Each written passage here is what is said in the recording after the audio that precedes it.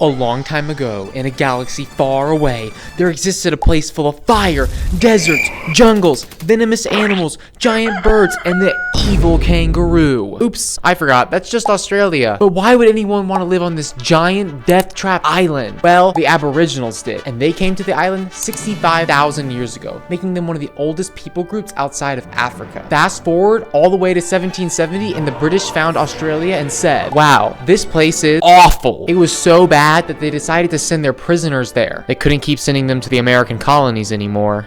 These prisoners actually turned out okay and created a functioning society and had relative autonomy from the British government and were a part of the British Empire. Today, Australia is a member of the British Commonwealth. Soon, many Europeans were making the trip to Australia to take advantage of that new land. By 1901, Australia had gained some independence from the British, but it would not be fully independent until 1986. And during this time, Australians fought alongside the British Army against the Boers, Nazis, and worst of all, emus. In 1932, Australia's farms were being ravaged by emus. So the government sent the army, and they gave them some big machine guns to fight those big birds. However, the conflict was indecisive, with some emus claiming to have won. But why would the army fight a flightless bird? To protect Australia's important farms. Australia is one of the largest agricultural producers in the world, with the easternmost part of the country dedicated to agriculture. Australia's largest cities of Brisbane, Melbourne, and Sydney are all located in this region. Eastern Australia is home to roughly 80% of Australia's population. So what's happening in the rest of the country? Well, nothing. This is the Australian Outback, and sadly, it's not a steak paradise. Instead, the Outback is a large desert that encompasses over 70% of the country. In some places, there are no human settlements for hundreds of miles. Getting stuck out here means certain death. In the summer, temperatures can rise to 130 degrees Fahrenheit, and the desert is home to some of the world's most venomous animals, like the brown snake and the funnel web spider. Because of these dangers, almost 95% of Australia's total land is uninhabited. But the Outback isn't all bad. If you haven't died yet, you can visit the Uluru Monolith and Kings Canyon while staying in the town of Alice Springs. But personally, if my house was full of snakes, I would grab my flamethrower and burn that place down. But I wouldn't be able to, since flamethrowers are banned in Australia, because I would burn everything down. And the fact that each year Australia experiences bushfire seasons, the worst of which occurred between 2019 and 2020. The 2020 fires began during December, which is Australia's summer, and ravaged large parts of the country. The 2020 fires burned over 50 million acres, killed over 2 billion animals, and resulted in billions of dollars in damages. But Australia faces an even larger problem from the kangaroos. Kangaroos outnumber Australian people, and they're ready to throw hands. If all the kangaroos joined together, Australia would be toast. Lee, what are you looking at? I'm only just